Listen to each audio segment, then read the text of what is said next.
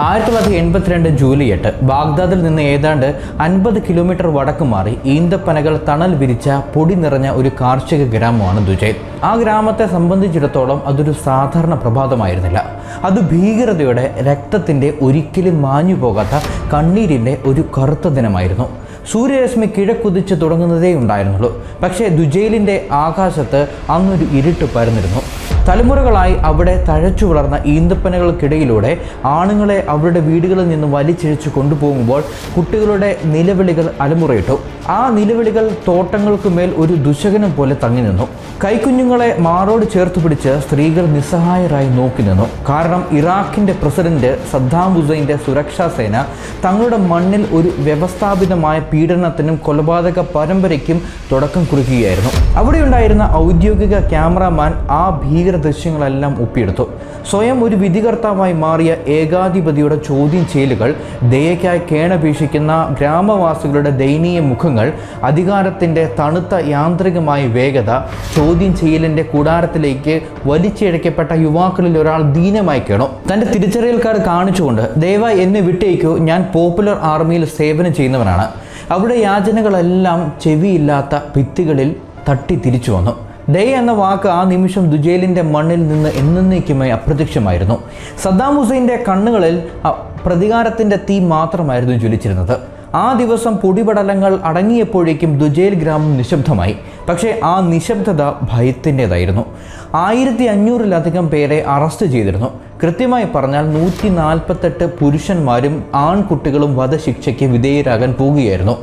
വരും ദിവസങ്ങളിൽ അവർ തൂക്കുമരത്തിലേക്ക് നടന്നെടുക്കുമായിരുന്നു. മുഴുവൻ കുടുംബങ്ങളെയും അബു ഗ്രൈബ് ജയിലിലേക്ക് നാടുകടത്തി. ഈ ജയിൽ പിന്നീട് ഇറാഖിൻ്റെ ഭീകരതയുടെ പര്യായമായി മാറി. നവജാത ശിശുക്കളോട് കൂടിയ അമ്മമാർ അവിടെ തടവറയിൽ കിടന്നു മരിച്ചു. പുറം ലോകം അറിയാത്തത്ര ഭീകരമായിരുന്നു അവിടുത്തെ അന്തരീക്ഷം. വിശപ്പും രോഗവും പീഡനവും അവരുടെ ജീവനെടുത്തു. ദുജൈലിൻ്റെ ജീവരക്തമായിരുന്ന തോട്ടങ്ങൾ, അവരുടെ കാർഷികാടിത്തറ സദ്ദാമിൻ്റെ ഉത്തരവനുസരിച്ച് പൂർണ്ണമായി നശിപ്പിക്കപ്പെട്ടു. നൂറ്റാണ്ടുകളായി അവരുടെ തലമുറകൾക്ക് അന്നം നൽകിയ ഈന്തപ്പനകൾ വെട്ടിമാറ്റി. ഇതായിരുന്നു ദുജൈൽ കൂട്ടക്കൊല. ലോകം പിന്നീട് ഏറെക്കാലം ശ്രദ്ധിക്കാതെ പോയ, എന്നാൽ അവസാനം സദ്ദാം ഹുസൈനെ തൂക്കിലേറ്റാൻ കാരണമായതും ഈ സംഭവമാണ്. എന്നാൽ ഇത്രയും ഭീകരമായ ഒരു കൂട്ടക്കൊലയ്ക്ക് ഉത്തരവിടാൻ കഴിവുള്ള ആ മനുഷ്യൻ ആരായിരുന്നു? പൊടിപിടിച്ച ഒരു സാധാരണ ഗ്രാമത്തിലെ ഒരു കുട്ടി എങ്ങനെയാണ് വ്യവസായ തലത്തിലുള്ള ഭീകരതയുടെ ശില്പിയായി മാറിയത്? എന്തിനായിരുന്നു അയാൾ അവരെ കൊന്നൊടുക്കിയത്? എന്തിനാണ് സദ്ദാമിനെ പിടികൂടി തൂക്കിലേറ്റത്? നിങ്ങളിന്ന് കേൾക്കാൻ പോകുന്നത് ലോകത്തെ വിറപ്പിച്ച, മുസ്ലിങ്ങളെ പോലും വെറുതെ വിടാത്ത, ഇറാഖിൻ്റെ ദുസ്വപ്നമായിരുന്ന, അമേരിക്കയുടെ ശത്രുവായിരുന്ന, കുവൈറ്റിൻ്റെ അന്തകനായി ജനിച്ച സദ്ദാം ഹുസൈൻ എന്ന ഇസ്ലാമിക തീവ്രവാദിയുടെ, ഏകാധിപതിയുടെ, സ്വേച്ഛാധിപതിയുടെ ക്രൂരത നിറഞ്ഞ രക്തം ചിന്തിയ ഇരുണ്ട വശങ്ങളുടെ കാലം പറഞ്ഞ കഥകളാണ്.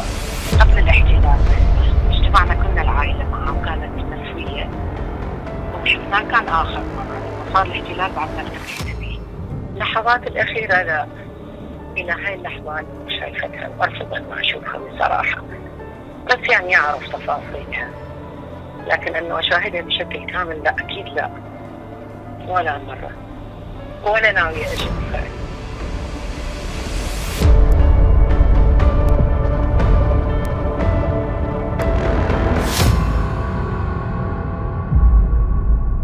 സദ്ദാം ഹുസൈൻ അബ്ദുൽ മജീദ് അൽ തിക്രിദി ഇറാഖിൻ്റെ സൂര്യനായി സ്വയം പ്രഖ്യാപിച്ച ഈ മനുഷ്യൻ്റെ ഉദയവും അസ്തമയവും പഠന വിധേയമാക്കേണ്ട ഒരു ദുരന്ത കാവ്യമാണ്. ഇസ്ലാമിക തീവ്രവാദത്തിൻ്റെ ഏറ്റവും ഭയാനകമായ വശം എന്ന് തന്നെ സദ്ദാമിനെ വിളിക്കാൻ സാധിക്കും. അത്രയ്ക്കും ക്രൂരനായ ഏകാധിപതിയായിരുന്നു അയാൾ. സദ്ദാം ജനിച്ചത് തിക്രിദ് എന്ന പ്രദേശത്തെ ഒരു ദരിദ്ര കർഷക കുടുംബത്തിലാണ്. പിതാവ് ചെറുപ്പത്തിൽ തന്നെ മരിച്ചു. വളർത്തച്ഛൻ്റെ പീഡനങ്ങളേറ്റാണ് അദ്ദേഹം വളർന്നത്. കുട്ടിക്കാലം നൽകിയ അരക്ഷിതാവസ്ഥയും ഭയവും നിസ്സഹായതയും അദ്ദേഹത്തിൻ്റെ ഉള്ളിൽ ഒരു പ്രതികാരദാഹിയായ വ്യക്തിയെ രൂപപ്പെടുത്തിയിരിക്കാം.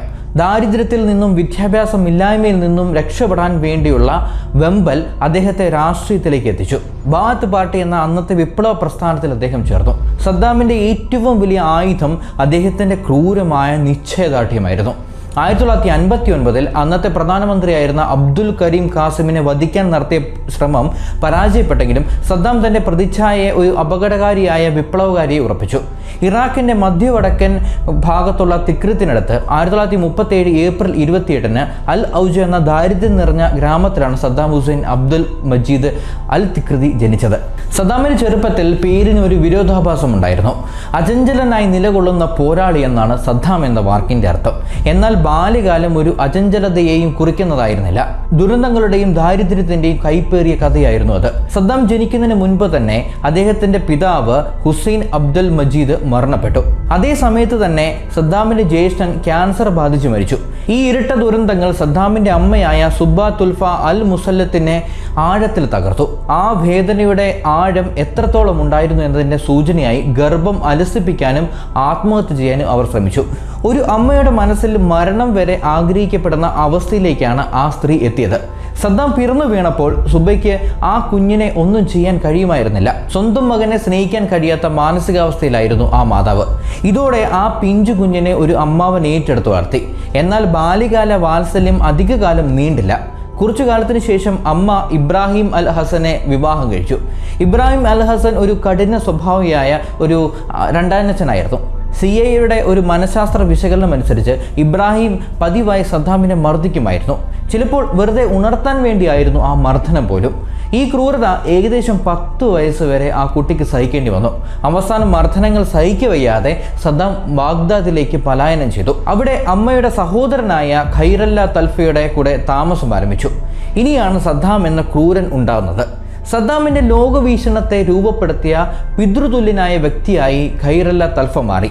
1941 ബ്രിട്ടീഷ് കൊളോണിയൽ ഭരണത്തിനെതിരെ നടന്ന ആംഗ്ലോ ഇറാഖി അട്ടിമറി ശ്രമത്തിൽ പങ്കെടുത്തതിന്റെ പേരിൽ സൈന്യത്തിൽ നിന്ന് പുറത്താക്കപ്പെട്ട ഒരു മുൻ സൈനിക ഉദ്യോഗസ്ഥനായിരുന്നു അദ്ദേഹം.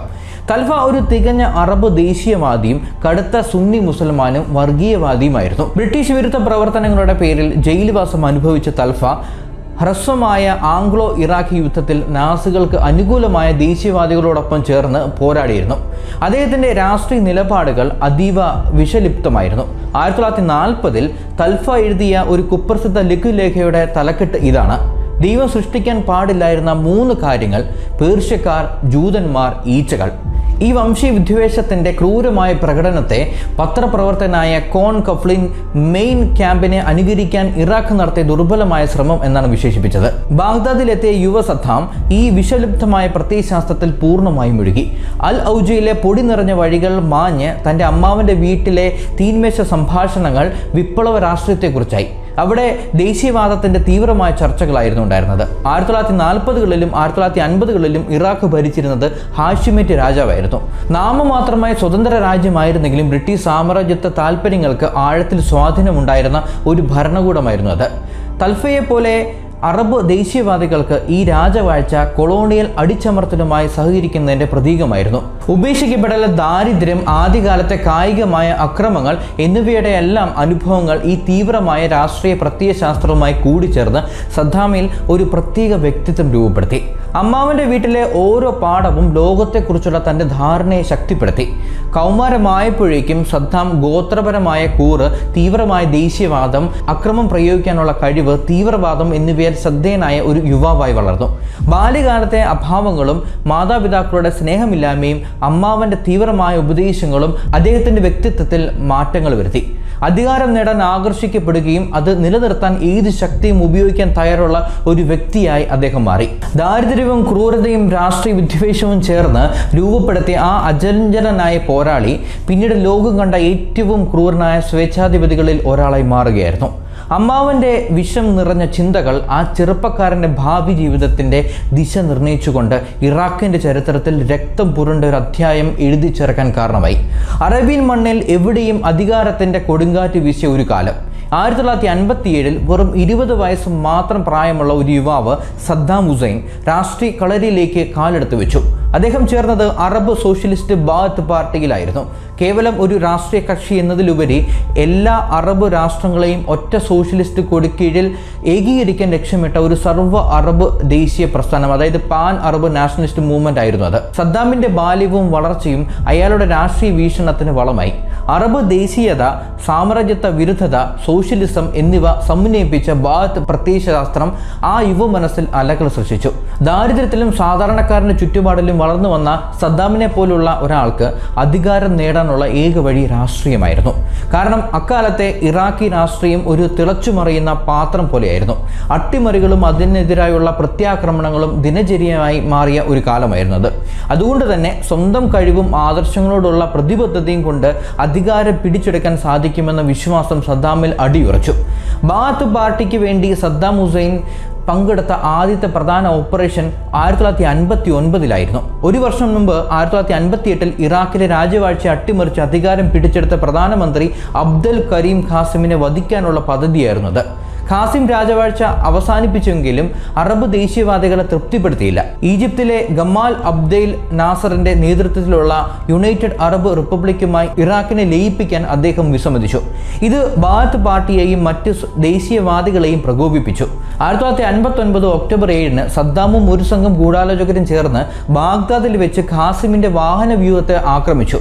എന്നാൽ ദൗത്യം പാളിപ്പോവുകയായിരുന്നു. ആക്രമണം അലങ്കോലമായി. ഖാസിമിന് പരിക്കേറ്റെങ്കിലും അദ്ദേഹം അത്ഭുതകരമായി രക്ഷപ്പെട്ടു. നിരവധി ഗൂഢാലോചകർ പിടിയിലായെങ്കിലും സദ്ദാം സാഹസികമായി രക്ഷപ്പെട്ടു. ആദ്യം സിറിയയിലേക്കും അവിടെ നിന്ന് ഈജിപ്തിലെ കെയ്റോയിലേക്കും അദ്ദേഹം ഒളിവിൽ പോയി. ഈ പരാജയപ്പെട്ട വധശ്രമം സദ്ദാമിന്റെ വ്യക്തിപരമായ ഐതിഹ്യത്തിന്റെ ഭാഗമായി മാറി. പ്രവാസത്തിൽ സദ്ദാം സ്വയം ചിത്രീകരിച്ചത് അറബ് ദേശീയതയ്ക്ക് വേണ്ടി എല്ലാം ത്യജിക്കാൻ തയ്യാറായ ഒരു വിപ്ലവകാരിയായിട്ടാണ്. കെയ്റോയിൽ വെച്ച് അദ്ദേഹം കെയ്റോ യൂണിവേഴ്സിറ്റിയിലെ നിയമ പഠനത്തിന് ചേർന്നു. എന്നാൽ അക്കാദമിക് രംഗത്ത് അദ്ദേഹത്തിന്റെ പ്രകടനം ശരാശരിയിലും താഴെയായിരുന്നു. അതിലുപരി മറ്റ് ബാത്ത് പാർട്ടിക്കാരായ പ്രവാസികളുമായി ബന്ധം സ്ഥാപിക്കാനും പാർട്ടിയോടുള്ള തന്റെ പ്രതിബദ്ധത കൂടുതൽ ആഴത്തിലാക്കാനും അദ്ദേഹത്തിന് സാധിച്ചു. നാസറിന്റെ കീഴിലുള്ള ഈജിപ്ത് ആയിരുന്നു അക്കാലത്ത് അറബ് ദേശീയതയുടെ ഹൃദയഭൂമി. പാശ്ചാത്യ വിരുദ്ധതയും അറബ് ഐക്യവും ഉദ്ഘോഷിക്കുന്ന അജണ്ട സദ്ദാം അവിടെ നിന്ന് പൂർണ്ണമായി ഉൾക്കൊണ്ടു. അധികാരത്തിന്റെ ഉന്നതിയിലെത്താൻ തനിക്ക് സഹായകമായേക്കാവുന്ന ഒരു തീവ്രമായ രാഷ്ട്രീയ ബോധം അദ്ദേഹത്തിൽ അവിടെ വെച്ച് രൂപപ്പെട്ടു.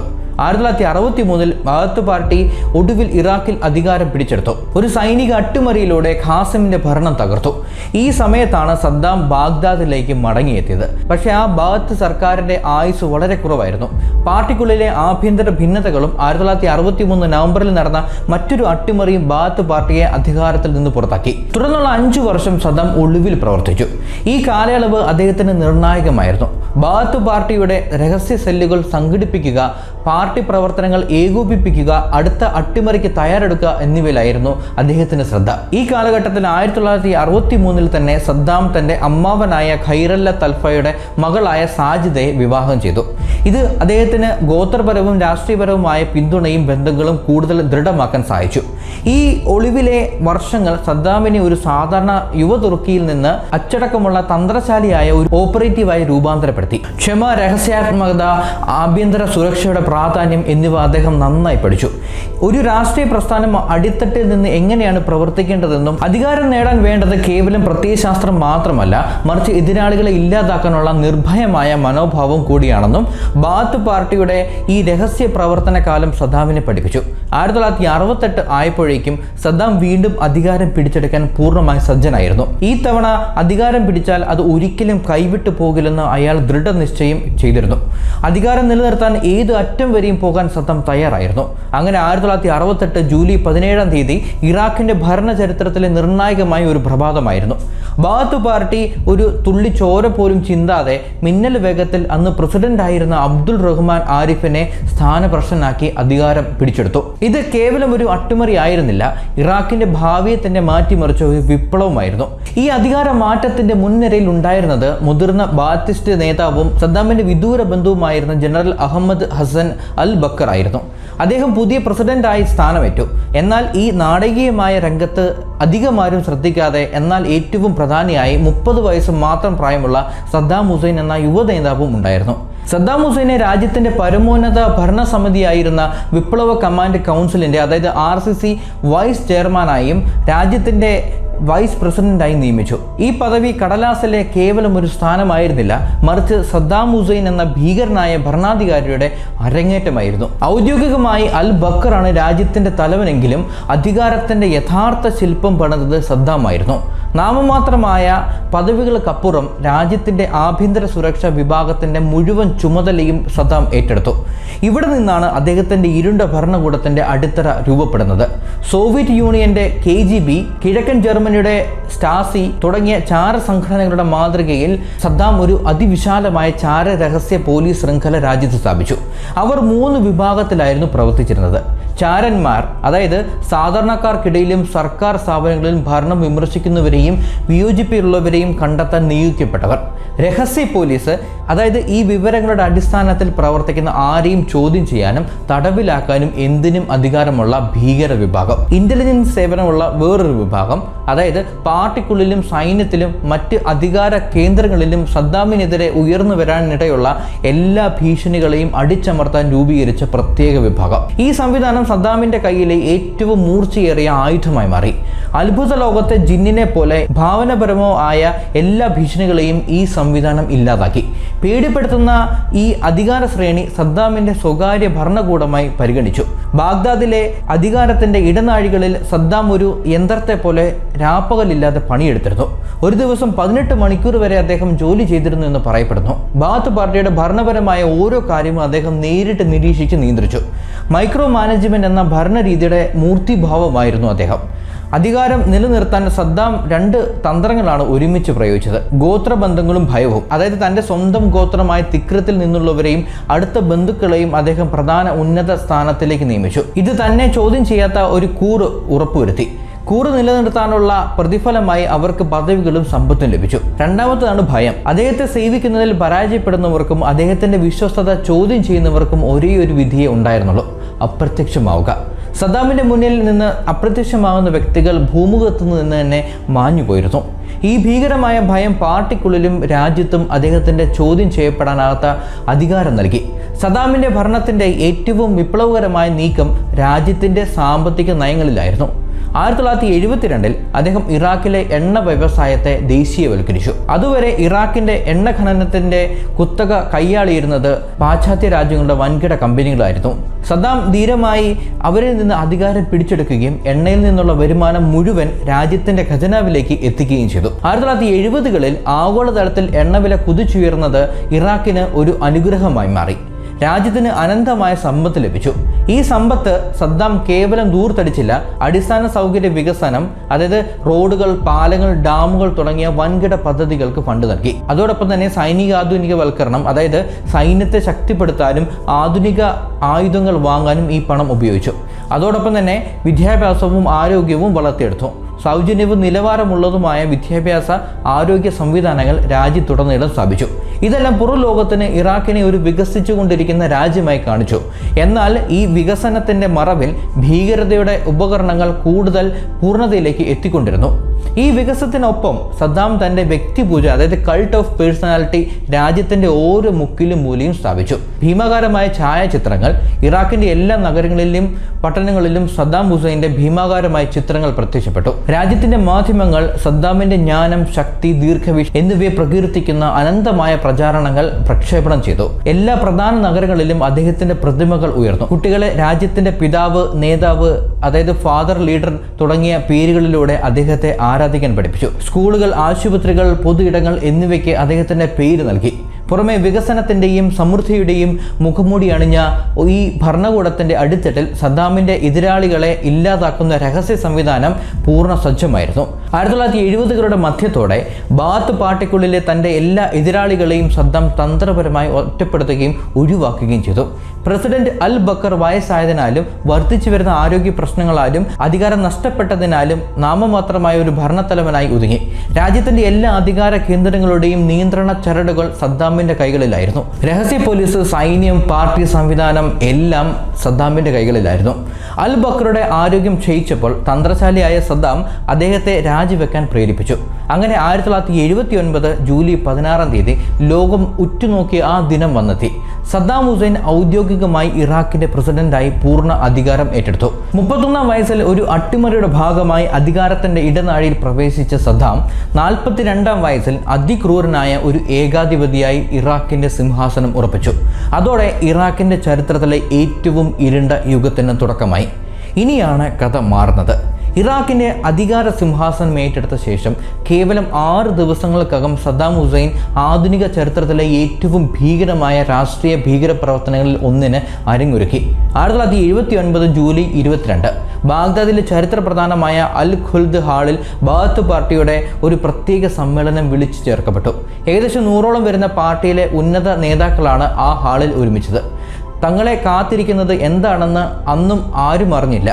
നിഷ്കളങ്കമായി വരാനിരിക്കുന്ന കൊടുങ്കാറ്ററിയാതെ അവർ തങ്ങളുടെ ഇരിപ്പിടങ്ങളിൽ സ്ഥാനം പിടിച്ചു. ഹാളിൽ നിറയെ രാഷ്ട്രീയത്തിലെ കുശാഗ്ര ബുദ്ധികളും തന്ത്രജ്ഞരും സദ്ദാമിന്റെ സഹയാത്രികരുമാണ് ഉണ്ടായിരുന്നത്. എല്ലാവരുടെ മുഖത്ത് പുതിയ പ്രസിഡന്റിനെ വരവേൽക്കുന്നതിന്റെ പ്രതീക്ഷയും ആകാംക്ഷയും ഉണ്ടായിരുന്നു. ഇറാഖിന്റെ ഭാവിയെക്കുറിച്ചുള്ള ചർച്ചകൾ നടക്കുമെന്ന് അവർ കരുതി. എന്നാൽ അവരുടെ കണക്ക് കൂട്ടലുകൾ എല്ലാം തെറ്റി. വേദിയുടെ മധ്യത്തിൽ ഒരു സിഗരറ്റ് പുകച്ചുകൊണ്ട് സദ്ദാം ഹുസൈൻ ഇങ്ങനെ കയറി നിന്നു. അദ്ദേഹത്തിന്റെ ഭാവം ശാന്തമായിരുന്നു, എങ്കിലും അതിൽ ഒരുതരം ഭീഷണി ഒളിഞ്ഞുകിടന്നു. ആ മുഖത്തെ ശാന്തത ഒരു കൊടുങ്കാറ്റിന് മുൻപുള്ള മൗനം പോലെയായിരുന്നു. സദസ്സിലേക്ക് ഒന്ന് കണ്ണോടിച്ച ശേഷം അദ്ദേഹം സംസാരിച്ചു തുടങ്ങി. പാർട്ടിക്കെതിരെ ഒരു ഗൂഢാലോചന വെളിച്ചത്ത് വന്നിരിക്കുന്നു, സദ്ദാം പ്രഖ്യാപിച്ചു. എന്നെ സ്ഥാനഭ്രഷ്ടനാക്കാനും ഈ പാർട്ടിയെ തകർക്കാനും സിറിയയിലെ ഹാഫസ് അൽ അസദുമായി ചേർന്ന് നടത്തിയ ഒരു ഒളിച്ചുകളി ഞാൻ പിടിച്ചു. ആ വാക്കുകൾ കേട്ട് സദസ്സിൽ നേരിയൊരു മർമ്മരം ഉയർന്നു. എന്നാൽ ആ മർമ്മരം പെട്ടെന്ന് തന്നെ നിലച്ചു. കാരണം സദ്ദാമിന്റെ അടുത്ത നീക്കം ആരെയും ശബ്ദരാക്കുന്ന പോലെയായിരുന്നു. അതൊരു നാടകീയമായ രംഗമായിരുന്നു. രാഷ്ട്രീയ അധികാരം ഉറപ്പിക്കാൻ നടത്തിയ കൊടും ക്രൂരമായ ഒരു നാടകം. അടുത്തതായി സദ്ദാം ഹുസൈൻ മുൻ പ്രസിഡന്റിന്റെ സെക്രട്ടറി ആയിരുന്ന മുഹി അബ്ദുൽ ഹുസൈൻ മഷ്ഹദിയെ വേദിയിലേക്ക് ക്ഷണിച്ചു. മഷ്ഹദി നടന്നു വന്നത് ആരുടെയും മനസ്സിൽ ഭയം നിറയ്ക്കുന്ന കാഴ്ചയായിരുന്നു. വളരെ ക്രൂരമായി ഉപദ്രവിക്കപ്പെട്ടതിന്റെ ലക്ഷണങ്ങൾ ആ ശരീരത്തിൽ വ്യക്തമായിരുന്നു. അദ്ദേഹത്തിന്റെ മനസ്സ് തകർന്നിരുന്നു, കണ്ണുകൾ ശൂന്യമായിരുന്നു. സ്വന്തം ഇഷ്ടപ്രകാരമല്ല ആ വരവ് എന്ന് എല്ലാവർക്കും മനസ്സിലായി. സദ്ദാമിന്റെ നിർദ്ദേശപ്രകാരം താൻ ചെയ്ത രാജ്യദ്രോഹ കുറ്റങ്ങളുടെ ഒരു കുറ്റസമ്മത പത്രിക മഷ്ഹദി വായിക്കാൻ തുടങ്ങി. ഓരോ വാക്കും ഒരു യാന്ത്രിക ശബ്ദം പോലെയായിരുന്നു പുറത്തു വന്നത്. ആ ശബ്ദത്തിൽ സ്വന്തം സഹപ്രവർത്തകരെ ഒറ്റിക്കൊടുക്കേണ്ടി വന്ന ഒരു മനുഷ്യന്റെ വേദനയും നിസ്സഹായതയും ഉണ്ടായിരുന്നു. ഗൂഢാലോചനയിൽ പങ്കുചേർന്നുവെന്ന് പറയപ്പെടുന്നവരുടെ പേരുകൾ ഓരോന്നായി മഷ്ഹദി വായിച്ചു. അബ്ദുൽ ഖാലിഖ് അൽ സമരിയ, മുഹമ്മദ് ആയിഷ് തുടങ്ങി ഓരോ പേരുകൾ വിളിക്കുമ്പോഴും യൂണിഫോം ധരിച്ച കാവൽക്കാർ കുറ്റാരോപിതനായ നേതാവിന്റെ അടുത്തേക്ക് എത്തി. ഒരു ചോദ്യം ചെയ്യലോ ചെറുത്തുനിൽപ്പോ ഇല്ലാതെ തന്നെ അവർ ആ നേതാവിനെ ഹാളിൽ നിന്ന് പുറത്തേക്ക് കൊണ്ടുപോയി. ആ നിമിഷം അൽ ഖുൽദ് ഹാൾ ഒരു വിചാരണ കോടതിയായി മാറി. ഭയം അവിടെ കസേരകളിലിരുന്ന എല്ലാവരുടെ മുഖത്ത് താളം കിട്ടി നിന്നു. തങ്ങളുടെ കൂട്ടാളികളെ ഓരോരുത്തരായി പിടിച്ചുകൊണ്ടുപോകുന്നത് കണ്ടപ്പോൾ അവശേഷിച്ച പാർട്ടി അംഗങ്ങൾ ഭയപ്പെടാൻ തുടങ്ങി. അവരുടെ മനസ്സിൽ ഒരൊറ്റ ചിന്ത മാത്രമേ ഉണ്ടായിരുന്നുള്ളൂ: എങ്ങനെ രക്ഷപ്പെടും? നിമിഷങ്ങൾക്കുള്ളിൽ ആ ഹാള് ഭക്തി നിർഭരമായ ഒരു ശബ്ദഘോഷത്താൽ നിറഞ്ഞു. സദ്ദാമിന് ജയ്! പാർട്ടിക്ക് വേണ്ടി ഞങ്ങൾ ജീവൻ നൽകും. ഞങ്ങളുടെ നേതാവേ, ഞങ്ങൾക്ക് നിന്നോട് മാത്രമാണ് കൂറ്. അവർ കൂട്ടത്തോടെ എഴുന്നേറ്റ് നിന്ന് സദ്ദാമിനോടുള്ള കൂറ് ഉറക്കെ വിളിച്ചു. ഇത് ഒരു വിശ്വാസ പ്രഖ്യാപനമായിരുന്നില്ല, മറിച്ച് ജീവന് വേണ്ടിയുള്ള യാചനയായിരുന്നു. ആ ഭീകരമായ രംഗം അതിജീവിച്ചവർക്ക് ഒരു കാര്യം വ്യക്തമായി: നിശബ്ദതയോ നിഷ്പക്ഷതയോ ഇവിടെ രക്ഷ നൽകില്ല. സദ്ദാമിനോടുള്ള സജീവവും ശബ്ദമുയർത്തിയുള്ളതുമായ കൂറ് പ്രഖ്യാപനം മാത്രമാണ് മരണത്തിൽ നിന്നും രക്ഷപ്പെടാനുള്ള ഏക വഴി. ആ ശുദ്ധീകരണം അവസാനിച്ചപ്പോൾ ആകെ 68 പാർട്ടി അംഗങ്ങളെയാണ് അറസ്റ്റ് ചെയ്യപ്പെട്ടത്. ഇതിൽ 21ഓളം പേരെ അധികം താമസിയാതെ വധിച്ചു. എന്നാൽ സദ്ദാമിന്റെ ക്രൂരത അവിടെ അവസാനിച്ചില്ല. മാധ്യമ പ്രവർത്തകനായ ക്രിസ്റ്റഫർ ഹിച്ചസ് ഇതിനെ 1934 ഹിറ്റ്ലറുടെ the night of the long knives എന്ന സംഭവത്തോടാണ് ഉപമിച്ചത്. കാരണം അറസ്റ്റിൽ നിന്ന് രക്ഷപ്പെട്ട, അതായത് കൂറ് പ്രഖ്യാപിച്ച് സദസ്സിൽ ബാക്കിയായവർക്ക് സദ്ദാം ആയുധങ്ങൾ നൽകി. എന്നിട്ട് തങ്ങളുടെ സഹപ്രവർത്തകരെ, തങ്ങൾക്കൊപ്പം പ്രവർത്തിച്ചവരെ വെടിവെച്ച് കൊല്ലാൻ ഉത്തരവിട്ടു. അവരെ ഈ കൊടും ക്രൂരതയിൽ പങ്കാളികളാക്കുകയായിരുന്നു സദ്ദാം. രക്ഷപ്പെട്ടവർക്ക് തങ്ങളുടെ കൈകളിൽ രക്തം പുരട്ടാതെ ഇനി മുന്നോട്ട് പോകാനാവില്ല എന്ന അവസ്ഥ. ഈ കൂട്ടക്കൊലയിൽ പങ്കെടുത്തതോടെ അവർ പൂർണ്ണമായും സദ്ദാമിന്റെ കാൽക്കീഴിലായി. എതിർപ്പ് പ്രകടിപ്പിക്കാനോ മനസ്താപം രേഖപ്പെടുത്താനോ ഇനി ഒരു നീക്കത്തിനും അവർ സാധിക്കില്ല. കാരണം അവർ ഭരണകൂടത്തിന്റെ ക്രൂരതയുടെ പങ്കാളികളായി കഴിഞ്ഞു. ഈ ഭീകരമായ നാടകം മുഴുവനായും ചിത്രീകരിക്കപ്പെട്ടു. ഈ വീഡിയോയുടെ പകർപ്പുകൾ ഇറാഖിലുടനീളമുള്ള ബാത്ത് പാർട്ടിയുടെ ഓഫീസുകളിലേക്കും ഘടകങ്ങളിലേക്കും വിതരണം ചെയ്യപ്പെട്ടു. സന്ദേശം വളരെ വ്യക്തമായിരുന്നു. അതായത് സദ്ദാം ഹുസൈൻ ഒരു തരത്തിലുള്ള വിയോജിപ്പുകളും എതിരാളികളെയും മറ്റൊരു അവകാശവാദിയെയും വെച്ചു പൊറുപ്പിക്കില്ല എന്നതായിരുന്നു അതിൻ്റെ അർത്ഥം. കൂറ് സമ്പൂർണ്ണമായിരിക്കണം, അല്ലെങ്കിൽ മരണം സുനിശ്ചിതം. ഈ ശുദ്ധീകരണത്തിലൂടെയാണ് സദ്ദാമിന്റെ 24 വർഷത്തെ ഭരണം അരങ്ങേറിയത്. ഭയം അധികാരത്തിന്റെ കറൻസിയായ വ്യവസ്ഥാപിതമായ ഭീകരതയിലൂടെ ഒരു സർവാധിപത്യ രാഷ്ട്രമായി ഇറാഖ് മാറി. ഇറാഖ് ഒരു പുതിയ യുഗത്തിലേക്ക് കടന്നിരുന്നു. സംശയത്തിന്റെയും ആക്രമണത്തിന്റെയും ഓരോ പൗരനെയും, ഓരോ സംഭാഷണത്തെയും, ഓരോ സാധ്യതയുള്ള ഭീഷണിയെയും നിരീക്ഷണത്തിന് വിധേയമാക്കുന്ന ഒരു സർവ്വവ്യാപിയായ സുരക്ഷാ സംവിധാനത്തിൽ കെട്ടിപ്പടുത്ത ഒരു ഭീകരവാഴ്ച. 1980 ഡിസംബർ 22 മധ്യപൂർവ്വദേശത്തിന്റെ ഹൃദയഭൂമിയിൽ ഒരു വേനൽക്കാല സായാഹ്നം കത്തിയെരിഞ്ഞു തുടങ്ങുകയായിരുന്നു. ഒരു കൊടുങ്കാറ്റിന്റെ പ്രവചനം പോലെ ആ ദിവസം ഇറാഖിന്റെ ഭരണാധികാരിയായ സദ്ദാം ഹുസൈൻ ഇറാനിലേക്ക് ഒരു പൂർണ്ണമായ സൈനികാക്രമണം അഴിച്ചുവിട്ടു. 20ാം നൂറ്റാണ്ടിലെ ഏറ്റവും ദൈർഘ്യമേറിയതും രക്തരൂക്ഷിതമായ യുദ്ധങ്ങളിലൊന്ന് അങ്ങനെ ആരംഭിക്കുകയായിരുന്നു. ചരിത്രത്തിന്റെ താളുകളിൽ ഇറാഖ് ഇറാൻ യുദ്ധം എന്ന പേരിൽ ആ 8 വർഷക്കാലം രേഖപ്പെട്ടു. ഒന്നാമതായി, ഇരു രാജ്യങ്ങൾക്കുമിടയിലെ പ്രധാന ജലപാതയായ ഷാദ് അൽ അറബ് കൈവശപ്പെടുത്താനുള്ള പ്രാദേശികമായ തർക്കങ്ങളിലായിരുന്നു. രണ്ടാമതായി, ഇറാഖിലെ ഷിയ ഭൂരിപക്ഷത്തിനിടയിലേക്ക് ഇറാനിലെ വിപ്ലവാത്മക ഷിയ പ്രത്യയശാസ്ത്രം പടർന്നു പിടിക്കുമോ എന്ന ഭയം അദ്ദേഹത്തെ വേട്ടയാടിയിരുന്നു. കൂടാതെ മേഖലയിലെ തന്റെ ആധിപത്യം ഉറപ്പിക്കാനുള്ള അതിമോഹവും ഈ തീരുമാനത്തിന് പിന്നിലുണ്ടായിരുന്നു. 1979 നടന്ന ഇറാനിയൻ വിപ്ലവം ഷായെ അട്ടിമറിച്ച് അയത്തുള്ള ഖൊമൈനിയെ അധികാരത്തിലെത്തിച്ചിരുന്നു. അതൊരു മതേതരമായ ബഅത്ത് ഭരണത്തിന് ഭീഷണി ഉയർത്തുന്ന ഒരു തിയോക്രാറ്റിക്, അതായത് മതരാഷ്ട്രീയ ഭരണകൂടമായിരുന്നു. വിപ്ലവാനന്തരമുള്ള കുഴപ്പങ്ങളിൽ ഇറാൻ ദുർബലമായിരിക്കുമെന്നും എളുപ്പത്തിൽ കീഴടക്കാമെന്നും സദ്ദാം കണക്കുകൂട്ടി. പക്ഷേ ആ കണക്കുകൂട്ടൽ അത്യന്തം പിഴച്ചുപോയിരുന്നു. ഇറാനിയൻ സൈന്യം തങ്ങളുടെ രാജ്യസ്നേഹം കൊണ്ടും വിപ്ലവ വീര്യം കൊണ്ടും ആവേശഭരിതരായിരുന്നു. അവർ ഭീകരമായി തിരിച്ചടിച്ചു. വൈകാതെ യുദ്ധം 1ാം ലോക മഹായുദ്ധത്തെ ഓർമ്മിപ്പിക്കുന്ന രീതിയിലുള്ള ഭീകരമായ കിടങ്ങി യുദ്ധങ്ങളിലേക്ക് വഴിമാറി. ഇരുഭാഗത്തു നിന്നും സൈനികരുടെ കൂട്ടങ്ങൾ ശക്തിപ്പെടുത്തിയ പ്രതിരോധ സ്ഥാനങ്ങൾ ലക്ഷ്യമാക്കി മുന്നോട്ട് കുതിച്ചു. ബോംബ് ആക്രമണങ്ങൾക്കും മൈൻ ഫീൽഡുകൾക്കും മുകളിലൂടെ അവർ അലകളായി പാഞ്ഞെടുത്തു. ഈ ക്രൂരതയിൽ ഇരുപക്ഷവും ബാലസൈനികരെ പോലും ഉപയോഗിച്ചിരുന്നു എന്നത് വളരെ വേദനാജനകമാണ്. ഇറാൻ സൈന്യം ബസിജ് സന്നദ്ധ പ്രവർത്തകരെ, ചിലർ കൗമാരപ്രായക്കാർ മാത്രമായിരുന്നു. മൈൻ ഫീൽഡുകളിലൂടെ സാധാരണ സൈനികർക്ക് വഴി തുറക്കാൻ മുന്നോട്ട് അയച്ചത് ചരിത്രത്തിലെ ഒരു കറുത്ത അധ്യായമാണ്. വർഷങ്ങൾ നീണ്ട ആ യുദ്ധം മുന്നോട്ട് പോകുന്തോറും സദ്ദാം കൂടുതൽ നിരാശാജനകവും ഭീകരവുമായ മാർഗങ്ങൾ സ്വീകരിച്ചു. 1982 മുതൽ ഇറാഖി സൈന്യം രാസയുദ്ധങ്ങൾ ഉപയോഗിക്കാൻ തുടങ്ങി. കടുകുവാതകം, സെരിൻ, ടാബുൻ എന്നീ മാരകമായ നാഡീവാതകങ്ങൾ ഇറാനിയൻ സൈനികർക്കും സാധാരണക്കാർക്കും നേരെ പ്രയോഗിക്കപ്പെട്ടു. 1987 ആയപ്പോഴേക്കും രാസയുദ്ധങ്ങൾ കാരണം കുറഞ്ഞത് 10,000 ഇറാനികൾക്ക് പരിക്കേറ്റിരുന്നു. 1988 യുദ്ധം അവസാനിപ്പിച്ചപ്പോൾ ഇറാഖിന്റെ രാസയാക്രമണങ്ങളിൽ 45,000 മുതൽ 50,000 ഇറാനികൾ കൊല്ലപ്പെടുകയോ പരിക്കേൽക്കപ്പെടുകയോ ചെയ്തിട്ടുണ്ടെന്നാണ് കണക്കാക്കപ്പെടുന്നത്. യുദ്ധത്തിന്റെ ഭീകരതയുടെ ആഴം എത്രത്തോളമായിരുന്നു എന്ന് ഇത് വ്യക്തമാക്കുന്നു. എന്നാൽ സദ്ദാം രാസയുദ്ധങ്ങൾ ബാഹ്യ ശത്രുക്കൾക്ക് വേണ്ടി മാത്രമായിരുന്നില്ല കരുതി വെച്ചിരുന്നത്. 1988 മാർച്ച് മാസത്തിൽ യുദ്ധം അവസാനിപ്പിക്കാറായ സമയത്ത് ഇറാന്റെ പക്ഷം ചേർന്നു എന്ന് ആരോപിക്കപ്പെട്ട വടക്കൻ ഇറാഖിലെ ഒരു കുർദിഷ് നഗരമായ ഹലബ്ജയിലേക്ക് ഇറാഖി സൈന്യം രാസയുദ്ധങ്ങളുമായി ആക്രമണം നടത്തി. ഇറാഖി ബോംബറുകൾ കടുകുവാതകവും സരിൻ VX പോലുള്ള നാഡീവാതകങ്ങളും സാധാരണക്കാർക്ക് മുകളിലേക്ക് വർഷിച്ചു. ഒറ്റ ദിവസം കൊണ്ട് ഏകദേശം 5,000 ആളുകൾ, അവരിൽ ഭൂരിഭാഗവും സ്ത്രീകളും കുട്ടികളുമായിരുന്നു, മരണമടഞ്ഞത്. 7,000 മുതൽ 10,000 വരെ ആളുകൾക്ക് പരിക്കേൽക്കുകയും അതിജീവിച്ച പലരും ദീർഘകാല ആരോഗ്യ പ്രശ്നങ്ങൾ അനുഭവിക്കുകയും ചെയ്തു. ഹലബ്ജ കൂട്ടക്കൊല ഇറാഖിലെ കുർദിഷ് ജനതയ്ക്കെതിരായ ഒരു വലിയ വംശഹത്യയുടെ ഭാഗമായിരുന്നു. അൽഫാൽ എന്ന് വിളിക്കപ്പെടുന്ന ഈ സൈനിക നടപടിക്ക് നേതൃത്വം നൽകിയത് സദ്ദാമിന്റെ ബന്ധുവും രാസയുദ്ധ അലി, അതായത് കെമിക്കൽ അലി എന്ന് കുപ്രസിദ്ധി നേടിയവനുമായ അലി ഹസൻ അൽ മജീദ് ആയിരുന്നു. 1988 ഫെബ്രുവരി മുതൽ സെപ്റ്റംബർ വരെ ഗ്രാമീണ കുർദിഷ് സമൂഹങ്ങളെ ലക്ഷ്യമിട്ടായിരുന്നു ഈ അൽഫാൽ ആക്രമണം.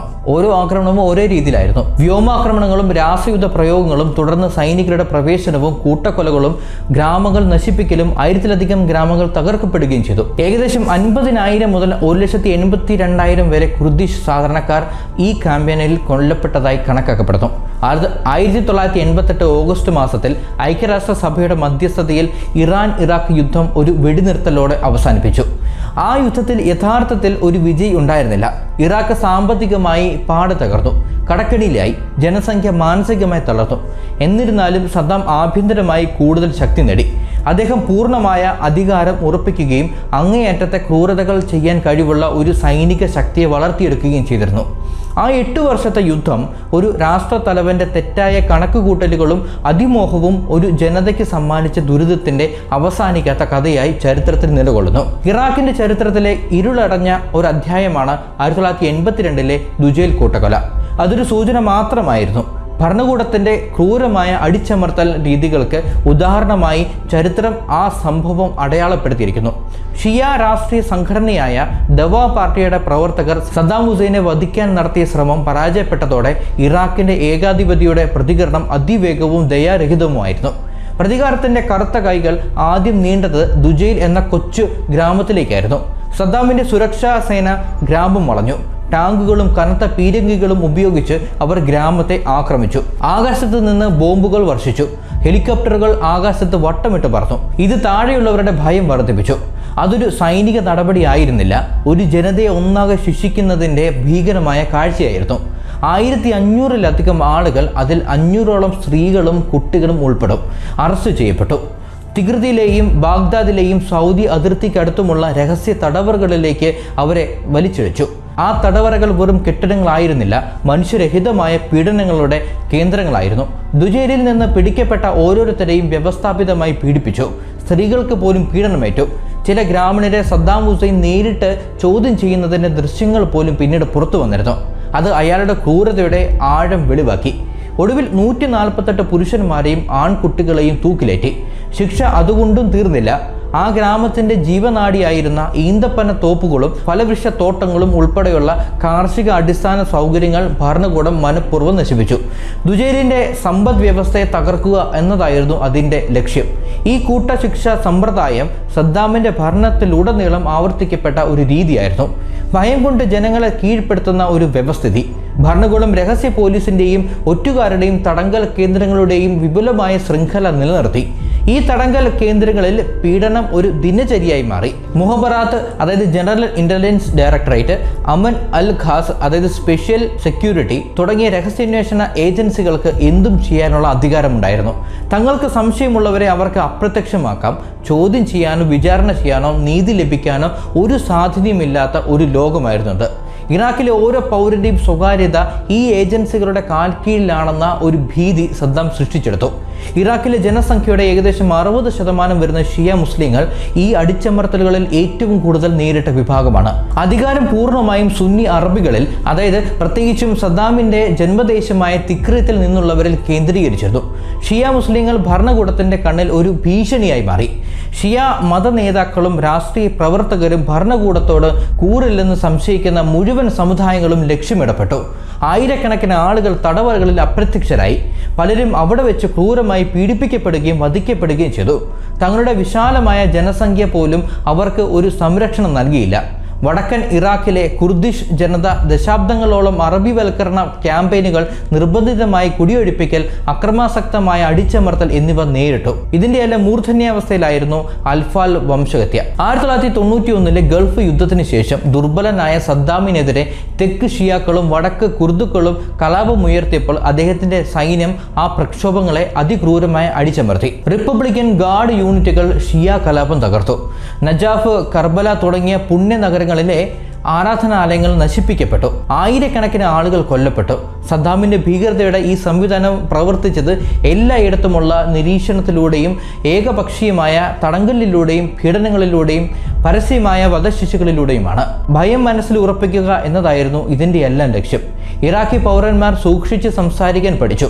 അയൽക്കാരെ വിശ്വസിക്കാതിരിക്കാൻ അവർ നിർബന്ധിതരായി. ഉള്ളിൽ ഭരണകൂടത്തെ വെറുക്കുന്നുണ്ടെങ്കിൽ പോലും പൊതുസ്ഥലങ്ങളിൽ അവർ തികഞ്ഞ കൂറ് പ്രകടിപ്പിച്ചു. കാരണം സ്വന്തം അഭിപ്രായം പോലും ഒരു വധശിക്ഷയ്ക്ക് കാരണമായേക്കാവുന്ന ഒരു നാട്ടിൽ നിശബ്ദത മാത്രമായിരുന്നു പലർക്കും അതിജീവിക്കാനുള്ള ഏക മാർഗം. അങ്ങനെ ഭയത്തിന്റെയും അടിച്ചമർത്തലിന്റെയും ഒരു ഇരുണ്ട യുഗത്തിലൂടെ ഇറാഖ് കടന്നുപോയി. ഇറാഖിന്റെ ചരിത്രത്തിലെ ചോര പുരണ്ട ഒരു അധ്യായമാണ് സദ്ദാം ഹുസൈന്റെ ഭരണകാലം. ഭീകരതയും സംശയവും നിഷ്കരണം നടപ്പാക്കിയ ശിക്ഷാവിധികൾ കൊണ്ടും അടയാളപ്പെടുത്തപ്പെട്ട ഒരു കാലഘട്ടത്തിന്റെ ക്രൂരതയുടെ മുഖമുദ്രയായിരുന്നു 1982 ദുജൈൽ കൂട്ടക്കൊല. വർഷം 1990, 8 വർഷം നീണ്ടുനിന്ന ക്രൂരമായ ഇറാൻ-ഇറാഖ് യുദ്ധം, അതായത് 1980 മുതൽ 88 വരെയുള്ള കാലഘട്ടങ്ങൾ ലക്ഷക്കണക്കിന് ഇറാഖി പൗരന്മാരുടെ ജീവനെടുത്തു. അതോടൊപ്പം ഇറാഖിന്റെ സമ്പദ് വ്യവസ്ഥയെ തകർത്തെറിഞ്ഞു. യുദ്ധം അവസാനിപ്പിക്കുമ്പോൾ ഏകദേശം 8,000 കോടി ഡോളറിന്റെ കടഭാരമാണ് സദ്ദാം ഭരണകൂടത്തിനുണ്ടായിരുന്നത്. ഇതിൽ വലിയൊരു പങ്കും കുവൈറ്റ്, സൗദി അറേബ്യ എന്നീ ഗൾഫ് രാജ്യങ്ങളോടായിരുന്നു. ഈ യുദ്ധം തങ്ങൾ ഈ രാജ്യങ്ങൾക്ക് വേണ്ടിയാണ് നടത്തിയതെന്നാണ് സദ്ദാം വാദിച്ചത്. അതിനാൽ ഈ കടങ്ങൾ എഴുതി തള്ളണമെന്ന് അദ്ദേഹം ആവശ്യപ്പെട്ടു. എന്നാൽ കുവൈറ്റും സൗദിയും ഇതിന് തയ്യാറായില്ല. അതോടെ സദ്ദാം മറ്റൊരു തന്ത്രം മെനഞ്ഞു. 1990 മധ്യത്തോടെ കുവൈറ്റും യുണൈറ്റഡ് അറബ് എമിറേറ്റ്സും മനഃപൂർവ്വം എണ്ണ ഉൽപ്പാദനം വർദ്ധിപ്പിച്ച് ആഗോള എണ്ണവില കുറയ്ക്കുകയാണെന്ന് അദ്ദേഹം ആരോപിച്ചു. ഇത് തങ്ങളെ സാമ്പത്തികമായി തകർക്കാനുള്ള സാമ്പത്തിക യുദ്ധം ആണെന്നായിരുന്നു സദ്ദാം പറഞ്ഞത്. എണ്ണവില കുറഞ്ഞത് ഇറാഖിന്റെ പുനർനിർമ്മാണ പ്രവർത്തനങ്ങൾക്ക് ആവശ്യമായ കോടിക്കണക്കിന് ഡോളറിന്റെ വരുമാനം ഇല്ലാതാക്കി. മെയ് 28-30 തീയതികളിൽ ബാഗ്ദാദിൽ നടന്ന അറബ് ലീഗ് ഉച്ചകോടിയിൽ കുവൈറ്റ് അമീർ ജാബർ അൽ അഹമ്മദ് അൽ സബാനെ കണ്ടെങ്കിലും പ്രശ്നം പരിഹരിക്കാനായില്ല. തന്റെ ആവശ്യങ്ങൾ അംഗീകരിക്കപ്പെടില്ലെന്ന് വന്നതോടെ സദ്ദാമിന്റെ മനസ്സിൽ മറ്റൊരു ചിന്ത ഉടലെടുത്തു: കുവൈറ്റിനെ പിടിച്ചെടുക്കുക.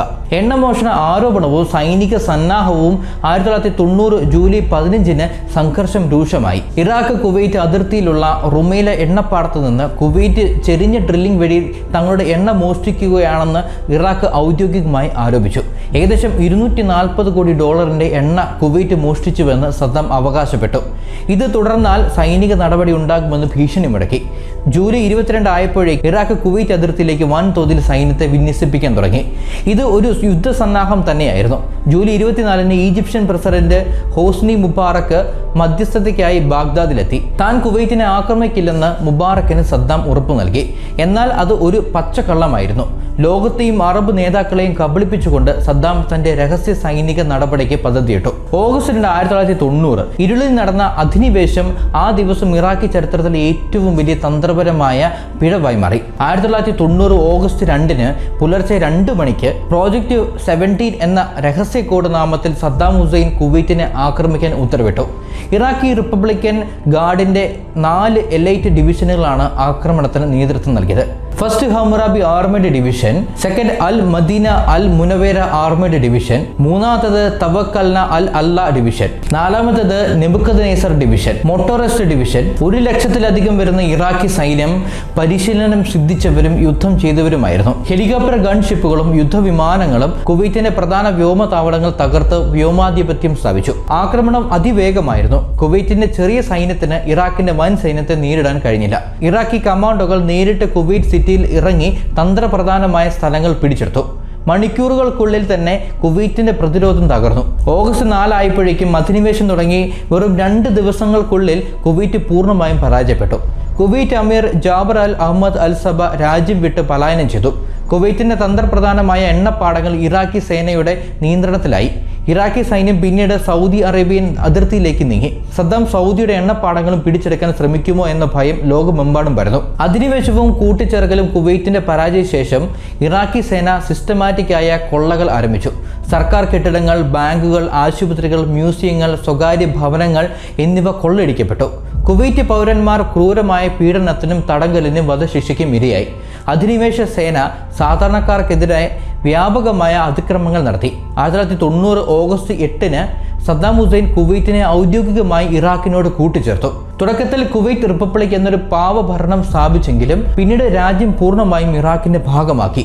ഓഗസ്റ്റ് 28 കുവൈറ്റിനെ ഇറാഖിന്റെ 19ാം പ്രവിശ്യയായി പ്രഖ്യാപിച്ചു. വടക്കൻ കുവൈറ്റ് ഇറാഖിലെ ബസ്ര ഗവർണറേറ്റുമായി ലയിപ്പിച്ചു. ലോകം ഒരുമിക്കുന്നു. കുവൈറ്റ് അധിനിവേശം ലോകരാജ്യങ്ങളിൽ ഞെട്ടലും രോഷവും ഉണ്ടാക്കി. ഓഗസ്റ്റ് 2 1990 അധിനിവേശം നടന്ന അതേ ദിവസം തന്നെ ഐക്യരാഷ്ട്രസഭ രക്ഷാസമിതി പ്രമേയം 660 പാസാക്കി. ആക്രമണത്തെ അപലപിക്കുകയും ഉടൻ ഉപാധികളില്ലാതെ ഇറാഖ് പിന്മാറണമെന്ന് ആവശ്യപ്പെടുകയും ചെയ്തു. August 5 1990 US president George Bush ശക്തമായി പ്രതികരിച്ചു. ഈ ആക്രമണം അനുവദിക്കില്ല. This will not stand this aggression against Kuwait. Iraq must withdraw from Kuwait completely, immediately, and without condition. Kuwait's legitimate government must be restored. The security and stability of the Persian Gulf must be assured, and American citizens abroad must be protected. The United States against Iraq, it is Iraq against the world. Iraq Saudi അറേബ്യയെ ആക്രമിക്കുമോ എന്ന ഭയം US-നുണ്ടായിരുന്നു. August 6, 1990 ഐക്യരാഷ്ട്രസഭ പ്രമേയം 661 വഴി ഇറാഖിനെതിരെ സമഗ്രമായ സാമ്പത്തിക ഉപരോധം ഏർപ്പെടുത്തി. ഇറാഖിലേക്കുള്ള എല്ലാ ഇറക്കുമതികളും കയറ്റുമതികളും നിരോധിച്ചു. ചരിത്രത്തിലെ ഏറ്റവും കഠിനമായ ഉപരോധങ്ങളിൽ ഒന്നായിരുന്നു ഇത്. ഓഗസ്റ്റ് 7, 1990 സൗദി അറേബ്യ ഔദ്യോഗികമായി US-ന്റെ സൈനിക സഹായം അഭ്യർത്ഥിച്ചു. ഓഗസ്റ്റ് 9 ആദ്യത്തെ അമേരിക്കൻ സൈനിക യൂണിറ്റുകൾ സൗദിയിലെത്തി. ഓപ്പറേഷൻ ഡെസേർട്ട് ഷീൽഡ് എന്ന പേരിൽ സൗദിയെ സംരക്ഷിക്കാനും കുവൈറ്റിനെ മോചിപ്പിക്കാനുമുള്ള വൻ സൈനിക സന്നാഹം ആരംഭിച്ചു. നവംബർ 29, 1990 ഇറാഖ് 1991 ജനുവരി 15 പിന്മാറിയില്ലെങ്കിൽ പിൻവലിക്കാൻ നിർബന്ധിതമാക്കാൻ ആവശ്യമായ എല്ലാ മാർഗങ്ങളും ഉപയോഗിക്കാൻ അനുമതി നൽകിക്കൊണ്ട് UN രക്ഷാസമിതി പ്രമേയം 678 പാസാക്കി. ഇത് സൈനിക നടപടിക്കുള്ള അംഗീകാരമായിരുന്നു. ഓപ്പറേഷൻ ഡെസേർട്ട് സ്റ്റോം, അതായത് വിമോചനം സദ്ദാം ഹുസൈൻ UN അന്ത്യശാസ്ത്രം അവഗണിച്ചു. 1991 ജനുവരി 17 സഖ്യകക്ഷികൾ ഓപ്പറേഷൻ ഡെസേർട്ട് സ്ലോം എന്ന പേരിൽ വൻ വ്യോമാക്രമണം ആരംഭിച്ചു. 5 ആഴ്ച നീണ്ട വ്യോമാക്രമണത്തിൽ ഇറാഖിന്റെ സൈനിക കേന്ദ്രങ്ങളും കമാൻഡ് സംവിധാനങ്ങളും തകർക്കപ്പെട്ടു. ഇറാഖ് ഇസ്രായേലിന് നേരെ സ്കഡ് മിസൈലുകൾ തൊടുത്തുവിട്ടു. ഇസ്രായേൽ തിരിച്ചടിച്ചാൽ അറബ് രാജ്യങ്ങൾ സഖ്യത്തിൽ നിന്ന് പിന്മാറുമെന്ന് സദ്ദാം കണക്കുകൂട്ടി. എന്നാൽ US സമ്മർദ്ദത്താൽ ഇസ്രായേൽ തിരിച്ചടിച്ചില്ല. സഖ്യം അചഞ്ചലമായി തുടർന്നു. 1991 ഫെബ്രുവരി 23 സഖ്യസേന കുവൈറ്റിലേക്കും തെക്കൻ ഇറാഖിലേക്കും കരയാക്രമണം ആരംഭിച്ചു. ഈ കരയുദ്ധം വെറും 100 മണിക്കൂർ മാത്രമേ നീണ്ടുനിന്നുള്ളൂ. ആഴ്ചകളോളം നീണ്ട വ്യോമാക്രമണത്തിൽ മനോധൈര്യം നഷ്ടപ്പെട്ട ഇറാഖി സൈന്യം സാങ്കേതികമായി ഏറെ മുന്നിലുള്ള സഖ്യസേനയുടെ മുന്നിൽ അതിവേഗം തകർന്നു വീണു. ഇറാഖി സൈന്യം പിൻവാങ്ങുന്നതിനിടെ അവർ ഏകദേശം 700-ലധികം കുവൈറ്റി എണ്ണക്കിണറുകൾ തീയിട്ടു. ഇത് പരിസ്ഥിതിക്ക് വലിയ നാശനഷ്ടമുണ്ടാക്കി. കുവൈറ്റിൽ നിന്ന് ബസ്രയിലേക്കുള്ള പാത ഹൈവേ ഓഫ് ഡെത്ത് എന്ന് അറിയപ്പെട്ടു. സഖ്യസേനയുടെ ആക്രമണത്തിൽ തകർന്ന ഇറാഖി സൈനിക വാഹനങ്ങളുടെ ശ്മശാനമായി ആ പാത മാറി. 1991 ഫെബ്രുവരി 28 കുവൈറ്റ് പൂർണ്ണമായും മോചിപ്പിക്കപ്പെട്ടു. യുദ്ധം ഔദ്യോഗികമായി അവസാനിച്ചു. അനന്തരഫലങ്ങൾ സദ്ദാം ഹുസൈൻ്റെ കുവൈറ്റ് പിടിച്ചെടുക്കാനുള്ള ചൂതുകളി അദ്ദേഹത്തിന് നാണക്കേടുണ്ടാക്കിയ തോൽവി നൽകി. ഇറാഖിൻ്റെ സൈന്യം തകർന്ന് സമ്പദ് വ്യവസ്ഥ കൂടുതൽ തളർന്നു. തുടർന്നുള്ള ഒരു ദശാബ്ദക്കാലം ഇറാഖ് കടുത്ത ഉപരോധത്തിൽ ഒറ്റപ്പെട്ടു. കുവൈറ്റിൻ്റെ പരമാധികാരം പുനഃസ്ഥാപിക്കപ്പെട്ടു. എന്നാൽ 7 മാസത്തെ ക്രൂരമായ അധിനിവേശത്തിൽ രാജ്യത്തിൻ്റെ അടിസ്ഥാന സൗകര്യങ്ങൾ തകർന്നു വീണിരുന്നു. ജനങ്ങൾ മാനസികമായി തളർന്നിരുന്നു. സദ്ദാം ഹുസൈനെ സംബന്ധിച്ചിടത്തോളം കുവൈറ്റ് അധിനിവേശം അദ്ദേഹത്തിൻ്റെ ഭരണത്തിൻ്റെ അവസാനത്തിൻ്റെ തുടക്കമായിരുന്നു. സാമ്പത്തിക മോഹവും അതിരുകടന്ന പ്രാദേശിക മോഹങ്ങളും അന്താരാഷ്ട്ര സമൂഹത്തിൻ്റെ പ്രതികരണത്തെക്കുറിച്ചുള്ള തെറ്റായ വിലയിരുത്തലും സദ്ദാമിൻ്റെ ചരിത്രത്തിലെ ഏറ്റവും വലിയ തന്ത്രപരമായ മണ്ടത്തരമായി മാറി. 1991 ഗൾഫ് യുദ്ധത്തിന് ശേഷം സദ്ദാമിൻ്റെ ഭരണകൂടം ദുർബലമായപ്പോൾ തെക്ക് ഷിയ വിഭാഗവും വടക്ക് കുർദുകളും അദ്ദേഹത്തിനെതിരെ കലാപമുയർത്തി. എന്നാൽ സദ്ദാം ഈ 2 പ്രക്ഷോഭങ്ങളെയും അതിക്രൂരമായി അടിച്ചമർത്തി. റിപ്പബ്ലിക്കൻ ഗാർഡ് യൂണിറ്റുകൾ ഷിയ കലാപം തകർത്തു. പുണ്യനഗരങ്ങളിലെ ആരാധനാലയങ്ങൾ നശിപ്പിച്ചു. ആയിരക്കണക്കിന് ആളുകളെ കൊന്നൊടുക്കി. സദ്ദാമിന്റെ ഭീകരത സംവിധാനം എപ്പോഴും സജീവമായ നിരീക്ഷണത്തിനുടനീളം ഏകപക്ഷീയമായ പീഡനങ്ങളിലൂടെയും ഭയം ജനിപ്പിക്കാൻ രൂപകൽപ്പന ചെയ്ത പരസ്യമായ വധശിക്ഷകളിലൂടെയുമാണ് പ്രവർത്തിച്ചിരുന്നത്. ഇറാഖികൾ സൂക്ഷിച്ച് സംസാരിക്കാൻ പഠിച്ചു. ഒരു ജനതയുടെ സ്വാതന്ത്ര്യവും സമാധാനവും എങ്ങനെ കവർന്നെടുക്കപ്പെടുന്നു എന്ന് ഈ ചരിത്രം സാക്ഷ്യപ്പെടുത്തുന്നു. ചില വാക്കുകൾ യുദ്ധങ്ങളെ ആളിക്കത്തിക്കാൻ ശേഷിയുള്ളവയാണ്. 2002 ജനുവരിയിൽ അന്നത്തെ അമേരിക്കൻ പ്രസിഡന്റ് ജോർജ് ബുഷ് തൻ്റെ സ്റ്റേറ്റ് ഓഫ് ദി യൂണിയൻ പ്രസംഗത്തിൽ ആ വാക്കുകൾ ഉച്ചരിച്ചിരുന്നു. ഇറാനെയും ഉത്തര കൊറിയയും പോലെ ഇറാഖും തിന്മയുടെ അച്ചുതണ്ടിലെ ആക്സിസ് ഓഫ് ഈവിൽ ഒരു കണ്ണിയാണെന്ന് അദ്ദേഹം പ്രഖ്യാപിച്ചു. ഇറാഖിന്റെ ഭരണാധികാരിയായ സദ്ദാം ഹുസൈൻ ആണവ ജൈവ രാസയുദ്ധങ്ങൾ രഹസ്യമായി കൈവശം വെച്ചിരിക്കുന്നുവെന്നും അത് ലോക സമാധാനത്തിന് ഒരു ആസന്നമായ ഭീഷണിയാണെന്നും ബുഷ് ഭരണകൂടം വാദിച്ചു.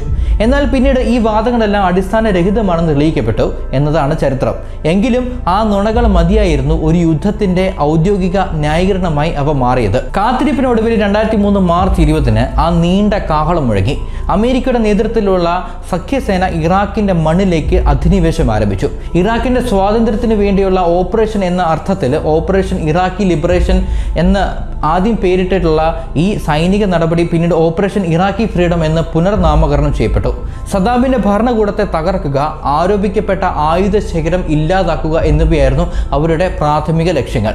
അമേരിക്കൻ ബ്രിട്ടീഷ് സൈനികരായിരുന്നു ഈ സേനയുടെ പ്രധാന ഭാഗം. കഴിഞ്ഞ 12 വർഷങ്ങളായി അന്താരാഷ്ട്ര ഉപരോധത്തിൽപ്പെട്ട് ദുർബലമായ ഇറാഖി സൈന്യത്തിന് കാര്യമായ ചെറുത്തുനിൽപ്പ് നടത്താൻ കഴിഞ്ഞില്ല. അവർ ആകെ തളർന്നിരുന്നു. സഖ്യസേനയുടെ മുന്നേറ്റം അതിവേഗമായിരുന്നു. ഭീകരമായ വ്യോമാക്രമണങ്ങളും കവചിത വാഹനങ്ങളും ഉപയോഗിച്ചുള്ള അതിശക്തമായ ആക്രമണങ്ങളും ഉൾപ്പെടുന്ന ഷോക്ക് ആൻഡ് ഓ എന്ന തന്ത്രമാണ് അവർ പ്രധാനമായും ഉപയോഗിച്ചത്. കേവലം 3 ആഴ്ചയ്ക്കുള്ളിൽ 2003 ഏപ്രിൽ 9 അമേരിക്കൻ സേന തലസ്ഥാനമായ ബാഗ്ദാദിൽ പ്രവേശിച്ചു. ഭരണകൂടത്തിന്റെ പതനത്തെ ലോകത്തിന് മുന്നിൽ പ്രതീകാത്മകമായി അടയാളപ്പെടുത്തിയ ഒരു രംഗം ഉടൻ തന്നെ ഉണ്ടായി. ബാഗ്ദാദിലെ ഫിർദോസ് സ്ക്വയറിൽ തല ഉയർത്തി നിന്നിരുന്ന സദ്ദാം ഹുസൈന്റെ കൂറ്റൻ പ്രതിമ ഒരു അമേരിക്കൻ മറൈൻ ടാങ്ക് വലിച്ചു താഴെയിട്ടു. ആ കാഴ്ച ലോകമെമ്പാടും തത്സമയം സംപ്രേഷണം ചെയ്യപ്പെട്ടു. അതോടെ 24 വർഷം നീണ്ട ഏകാധിപത്യ ഭരണം അവസാനിച്ചതായി ലോകം വിശ്വസിച്ചു. എന്നാൽ ഈ പ്രതീകാത്മക രംഗത്തിന് പിന്നാലെ നഗരം അരാജകത്വത്തിലേക്കും കൂപ്പുകുത്തി. നിയമവാഴ്ച പൂർണ്ണമായും തകർന്നു. ബാഗ്ദാദിലും മറ്റ് നഗരങ്ങളിലും വ്യാപകമായ കൊള്ളയടി അരങ്ങേറി. സർക്കാർ കെട്ടിടങ്ങൾ, ആശുപത്രികൾ, ഏറ്റവും പ്രധാനമായ അമൂല്യമായ പുരാവസ്തുക്കൾ സൂക്ഷിച്ചിരുന്ന നാഷണൽ മ്യൂസിയം പോലും കൊള്ളക്കാർ കൊള്ളയടിച്ചു. ഒരു ഭരണകൂടം ഇല്ലാതാകുമ്പോൾ ഒരു ജനത എങ്ങനെ അനാഥമാകും എന്നതിൻ്റെ ഭീകരമായ കാഴ്ചയായിരുന്നു അത്. ഇതിനിടയിൽ സദ്ദാം ഹുസൈൻ അപ്രത്യക്ഷനായിരുന്നു. വലിയ പോരാട്ടങ്ങളെല്ലാം അവസാനിച്ചതായി പ്രഖ്യാപിച്ചുകൊണ്ട് 2003 മെയ് 1 ദൗത്യം പൂർത്തിയാക്കി. മിഷൻ അക്കംപ്ലിഷ്ഡ് എന്നെഴുതിയ ബാനറിന് താഴെ USS എബ്രഹാം ലിങ്കൺ എന്നെഴുതിയ വിമാനവാഹിനി കപ്പലിൽ വെച്ച് പ്രസിഡന്റ് ബുഷ് പ്രസംഗിച്ചു. എങ്കിലും ഇറാഖിന്റെ മുൻ ഭരണാധികാരി അപ്പോഴും ഒളിവിലായിരുന്നു. അമേരിക്കൻ സൈന്യത്തിന്റെ ഏറ്റവും മൂല്യമേറിയ ലക്ഷ്യം ഒന്നാമൻ, അതായത് ഹൈ വാല്യൂ ടാർഗറ്റ് നമ്പർ 1 ആയി അദ്ദേഹം മാറി. സദ്ദാമിനെ കണ്ടെത്താനായി ടാസ്ക് ഫോഴ്സ് 121 എന്ന പ്രത്യേക ഓപ്പറേഷൻ ടീം 8 മാസത്തോളം നിതാന്തമായി പരിശ്രമം നടത്തി. ചോദ്യം ചെയ്യലുകൾ, രഹസ്യ നീക്കങ്ങൾ, അർദ്ധരാത്രിയിലെ റെയ്ഡുകൾ, അങ്ങനെ തിരച്ചിൽ തുടർന്നുകൊണ്ടേയിരുന്നു. ഒടുവിൽ പിടിക്കപ്പെട്ട ബാത്ത് പാർട്ടി അംഗങ്ങളിൽ നിന്ന് ലഭിച്ച നിർണായകമായ രഹസ്യ വിവരത്തെ തുടർന്ന് 2003 ഡിസംബർ 13 സൈന്യം സദ്ദാമിന്റെ ജന്മസ്ഥലത്തിനടുത്തുള്ള അദ് ദൗറിനടുത്തെ ഒരു ഫാം കോമ്പൗണ്ടിൽ പരിശോധന നടത്തി. രാത്രി 8:30 സൈനികർ ഒടുവിൽ അദ്ദേഹത്തെ കണ്ടെത്തി. ഒരു കൃഷിയിടത്തിന്റെ അടിയിൽ വിദഗ്ധമായി ഒളിപ്പിച്ച ഒരു ചിലന്തിക്കുഴി, അതായത് സ്പൈഡർ ഹോൾ ഉണ്ടാക്കി അതിലായിരുന്നു അദ്ദേഹം ഇരുന്നത്. വളരെ ഇടുങ്ങിയ ഭൂമിക്കടിയിൽ ഒരു രഹസ്യ അറയിൽ താടിയും മുടിയും വളർന്ന് ക്ഷീണിച്ച രൂപത്തിലായിരുന്നു അയാളെ കണ്ടത്. ലോകത്തെ വിറപ്പിച്ച ആ ഏകാധിപതി അതിന്റെ ഉള്ളിൽ ഇരിപ്പുണ്ടായിരുന്നു. അദ്ദേഹം ചേർത്ത് നിന്നില്ല. ഞാനാണ് ഇറാഖിന്റെ പ്രസിഡന്റ് സദ്ദാം ഹുസൈൻ എന്ന് എനിക്ക് ചർച്ച ചെയ്യാൻ താല്പര്യമുണ്ട് എന്ന് അദ്ദേഹം അധിനിവേശ സൈനികരോട് പറഞ്ഞതായി പറയപ്പെടുന്നു. ഒരു US സൈനികർ മറുപടി നൽകിയത് ഇങ്ങനെയാണ്: പ്രസിഡന്റ് ബുഷ് അദ്ദേഹത്തിന്റെ അഭിവാദ്യങ്ങൾ അറിയിച്ചു എന്ന് പറഞ്ഞു. DNA പരിശോധനയിലൂടെ അദ്ദേഹത്തെ തിരിച്ചറിഞ്ഞു. 24 വർഷം ഇറാഖിനെ ഭീകരതയുടെ നിഴലിൽ നിർത്തിയ അദ്ദേഹത്തിന്റെ പ്രതിമകൾ തകർക്കപ്പെട്ട, കൊട്ടാരങ്ങൾ പിടിച്ചടക്കപ്പെട്ട ആ ഭരണാധികാരി ഒടുവിൽ ഒരു യുദ്ധ തടവുകാരനായി മാറി. ഇറാഖിന്റെ ചരിത്രത്തിലെ ഒരു യുഗം അങ്ങനെ അവസാനിച്ചു. ഇറാഖിന്റെ ചരിത്രത്തിൽ ചോരയും തീയും കൊണ്ട് എഴുതപ്പെട്ട ഒരു അധ്യായമാണ് സദ്ദാം ഹുസൈൻ എന്ന ഏകാധിപതിയുടെ പതനവും തുടർന്നുള്ള അന്ത്യവും. ആ ചരിത്രത്തിന്റെ 11ാം അധ്യായം ആരംഭിക്കുന്നത് 2005 ഒക്ടോബർ 19 ഏകാധിപതിയുടെ ഭരണകാലത്തെ അതിക്രമങ്ങൾക്ക് വിചാരണ ചെയ്യാനായി പ്രത്യേകം സ്ഥാപിച്ച ഇറാഖി ഹൈ ട്രിബ്യൂണലിന് മുൻപിലായിരുന്നു ആ വിചാരണയുടെ തുടക്കം. ആദ്യത്തെ കേസ് 1982 ദുജേൽ കൂട്ടക്കൊലയുമായി ബന്ധപ്പെട്ടതായിരുന്നു. സദ്ദാം ഹുസൈനെ വധിക്കാൻ ശ്രമിച്ചതിന് പ്രതികാരമായി 148 ഷിയ വിഭാഗക്കാരെ കൊലപ്പെടുത്തിയ കേസ്. പ്രോസിക്യൂട്ടർമാർ വിചാരണ കോടതിക്ക് മുൻപിൽ തെളിവുകളുടെ കൂമ്പാരമാണ് നടത്തിയത്. അറസ്റ്റുകൾക്കും വധശിക്ഷകൾക്കും അധികാരപ്പെടുത്തുന്ന സദ്ദാമിന്റെ കൈയൊപ്പുള്ള ഔദ്യോഗിക രേഖകൾ, കൂട്ടക്കൊലയിൽ നിന്ന് രക്ഷപ്പെട്ടവരുടെ ഹൃദയം നുറുകുന്ന സാക്ഷ്യങ്ങൾ, കൂടാതെ ഫോറൻസിക് തെളിവുകൾ എന്നിവയെല്ലാം ആ ഏകാധിപത്യത്തിന്റെ ക്രൂരത വിളിച്ചു പറഞ്ഞു. കോടതി മുറിക്കുള്ളിൽ താൻ രാജ്യത്തിന്റെ പരമാധികാരിയാണെന്നും സ്വയം പ്രഖ്യാപിച്ചുകൊണ്ട് സദ്ദാം അപ്പോഴും ധിക്കാരത്തോടെ നിന്നു. കോടതിയുടെ നിയമസാധുതയെ ചോദ്യം ചെയ്യുകയും നടപടികൾക്കിടയിൽ നിരന്തരം ഇടപെട്ട് പ്രകോപനം സൃഷ്ടിക്കുകയും ചെയ്തു. Listen, here you are facing criminal charges. This role has ended. Your door has ended. Now you are a defendant in a criminal case. വിചാരണ നടപടികൾക്കിടയിൽ സദ്ദാമിന്റെ 3 അഭിഭാഷകരെ കൊലപ്പെടുത്തിയത് ഇറാഖിൽ അപ്പോഴും നിലനിന്നിരുന്ന കലാപത്തിന്റെ ആക്രമണത്തിന് ഭീകരമായ അന്തരീക്ഷം ലോകത്തിന് മുന്നിൽ തുറന്നുകാട്ടി. വർഷം 1 പിന്നിട്ടു. ഒടുവിൽ 2006 നവംബർ 5 വിചാരണ കോടതി വിധി പ്രസ്താവിച്ചു. മനുഷ്യരാശിക്കെതിരായ കുറ്റം, അതായത് ക്രൈംസ് അഗെയിൻസ്റ്റ് ഹ്യൂമാനിറ്റി എന്ന കുറ്റത്തിന് സദ്ദാം ഹുസൈൻ കുറ്റക്കാരനാണെന്ന് കോടതി കണ്ടെത്തി. കോടതിയുടെ അന്തിമ വിധി തൂക്കിലേറ്റി വധശിക്ഷ നടപ്പാക്കുക എന്നതായിരുന്നു. ശിക്ഷാവിധിക്ക് ശേഷം നീതിന്യായ വ്യവസ്ഥയുടെ ചക്രങ്ങൾ അതിവേഗം കറങ്ങി. 2006 ഡിസംബർ 26 ഇറാഖിലെ അപ്പലേറ്റ് ചേംബർ വിധി ശരിവെച്ചു. ഇറാഖി നിയമം അനുസരിച്ച് ശിക്ഷാവിധി ശരിവെച്ച് 30 ദിവസത്തിനകം വധശിക്ഷ നടപ്പാക്കണം. ആ ദിവസമെത്തി.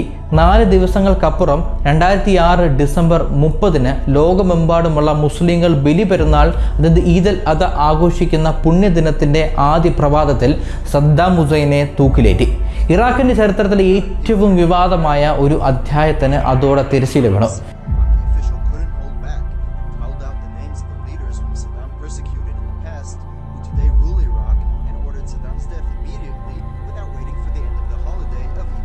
വധശിക്ഷ നടപടിക്രമങ്ങൾ തന്നെ കടുത്ത വിവാദങ്ങൾക്ക് വഴിവെച്ചു.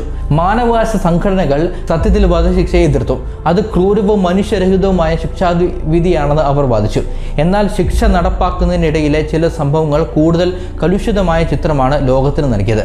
ചില ഷിയ ഗാർഡുകൾ സദ്ദാമിനെ പരിഹസിക്കുന്നതും പ്രമുഖ ഷിയ പുരോഹിതനായ മൊഖ്താദ അൽ സദറിന്റെ പേര് വിളിച്ച് മുദ്രാവാക്യം മുഴക്കുന്നതും ഒരു സെൽഫോൺ വീഡിയോയിൽ പകർത്തി പുറത്തു വന്നതോടെയാണ് വിവാദം കത്തിപ്പടർന്നത്. വധശിക്ഷാ നടപടിക്രമം ഒരു അനുഷ്ഠാനപരമായ നീതി എന്നതിലുപരി രാഷ്ട്രീയപരമായ ഒരു പ്രതികാര നടപടിയായിരുന്നു എന്ന് വിമർശകർ ഉറപ്പിച്ചു.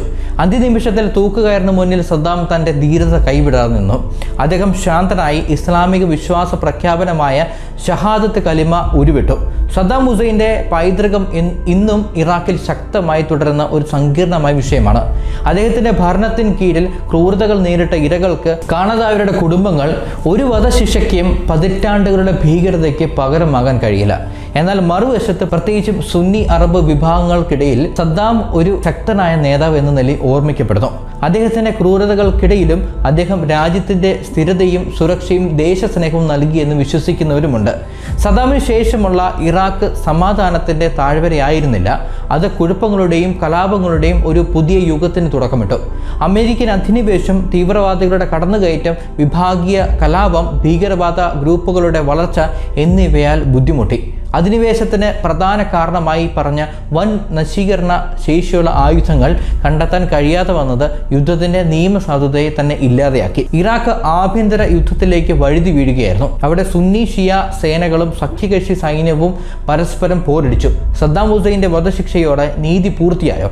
ഈ ചോദ്യം ഇന്നും അവശേഷിക്കുന്നു. 4 നൂറ്റാണ്ടോളം ഒരു രാജ്യത്തെ തന്നെ വിറപ്പിച്ച ഒരു ഇസ്ലാമിക തീവ്രവാദി. അദ്ദേഹം ചെയ്തിരുന്നത് ആ രാജ്യത്തെ ജനങ്ങളോടുള്ള ഏറ്റവും വലിയ ക്രൂരതയായിരുന്നു. ഇത്രയും വലിയ ക്രൂരനെയാണ് കേരളത്തിലെ മുസ്ലിങ്ങൾ ധീരനായ മഹാത്മാവ് എന്ന് വിളിച്ചുകൊണ്ട് കിടക്കുന്നത്. നാണമില്ലേ തീവ്രവാദികളെ? ഇനി ഒരിക്കലും ഒരു രാജ്യത്തും ഇതുപോലുള്ള സ്വേച്ഛാധിപതികൾ ഉണ്ടാവാതിരിക്കട്ടെ. വീഡിയോ ഇഷ്ടമായെങ്കിൽ ചാനൽ സബ്സ്ക്രൈബ് ചെയ്യാൻ മറക്കരുത്. മറ്റൊരു വീഡിയോയിൽ കാണാം. Thank you for watching.